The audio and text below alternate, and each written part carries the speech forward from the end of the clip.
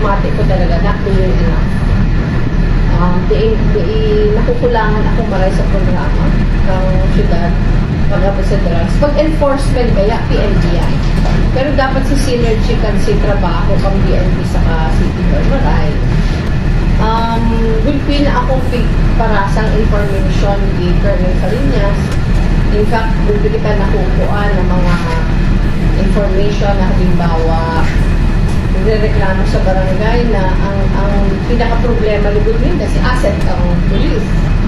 Si asset kang police, pag-abot sa drugs, yun si pinaka-problema dahil siya si pinaka-nakulang drug personality sa barangay. So, sabi ko yan kay Colonel Farinas. Tapos, ikaw pa din na gano'n openly.